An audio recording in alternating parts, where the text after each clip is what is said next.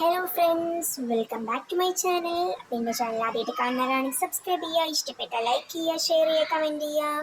അപ്പോൾ കുറേ കാലമായില്ലേ ഒരു ഫുൾ വീഡിയോ ഇട്ടിട്ട്. അപ്പം ഞാൻ ഇന്ന് വന്നിട്ടുള്ളത് കുട്ടികൾക്കും വലിയവർക്കും ഒരുപോലെ ഇഷ്ടപ്പെടുന്ന ഒരു ഫ്രഞ്ച് ഫ്രൈസിൻ്റെ റെസിപ്പി ആയിട്ടാണ് കേട്ടോ.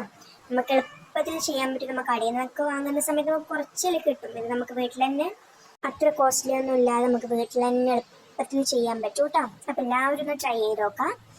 നമുക്ക് കുറേ ടൈമൊന്നും വേണ്ട.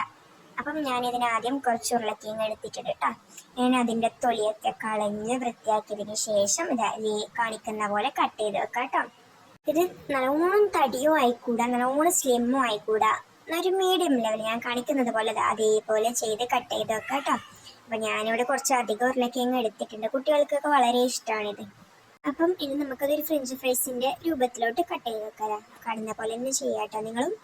അപ്പം അങ്ങനെ കട്ട് ചെയ്ത് ഓരോന്ന് നമുക്ക് മാറ്റി വെക്കാം. അപ്പം ഞാനിവിടെ കുറേ ഉരുളക്കിഴങ്ങ് എടുത്തിട്ടുണ്ട് കേട്ടോ. നമുക്ക് എല്ലാവർക്കും ഇവിടെ ഭയങ്കര ഇഷ്ടമാണ്. അപ്പം ഞാൻ ഉണ്ടാക്കുന്ന സമയത്ത് അധികം തന്നെ ഉണ്ടാക്കും. അപ്പം ഞാൻ കാണിക്കുന്നത് പോലെ അതേപോലെ ചെയ്തെടുക്കാം കേട്ടോ നിങ്ങൾ. പിന്നെ അതിന് ശേഷം ഞാനൊരു പാത്രത്തിലോട്ട് മാറ്റി വെക്കുന്നുണ്ട്. ഇതൊന്ന് നമുക്ക് ചെറുതായി ഒന്ന് ചൂടാക്കി എടുക്കണം കേട്ടോ. ഞാൻ ഇതെല്ലാം ചൂടാക്കാൻ വെക്കാൻ വേണ്ടി ഒരു പാത്രത്തിലോട്ട് ഇട്ടിട്ടാ ഞാൻ എന്നിട്ടും ജസ്റ്റ് ഒന്ന് കഴുകി എടുത്തിട്ട് വേറെ വെള്ളമാണ് കേട്ടോ ഒഴിക്കുന്നത്. കഴുകി എടുത്തതിന് ശേഷം അതിലേക്ക് ഉപ്പിട്ട് അതേപോലെ തന്നെ അതിലേക്ക് നമ്മൾ മഞ്ഞൾപ്പൊടി ഇട്ട് കേട്ടോ.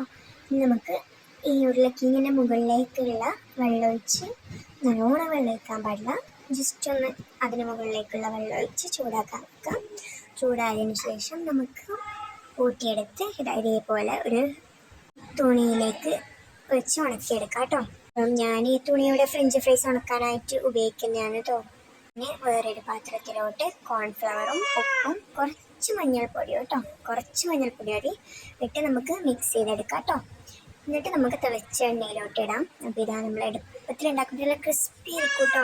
നമുക്ക് എളുപ്പത്തിൽ ഉണ്ടാക്കാൻ പറ്റിയ ഫ്രഞ്ച് ഫ്രൈസ് ഇവിടെ റെഡി ആയിട്ടുണ്ട്. അപ്പോൾ എല്ലാവരും ഒന്ന് ചെയ്ത് നോക്കാം കേട്ടോ. ഇഷ്ടപ്പെട്ടാൽ ലൈക്ക് ചെയ്യുക, ഷെയർ ചെയ്യുക, കമൻറ്റ് ചെയ്യുക. അടുത്ത വീഡിയോയിൽ കാണാം കേട്ടോ. അതുവരേക്കും ബൈ ബൈ.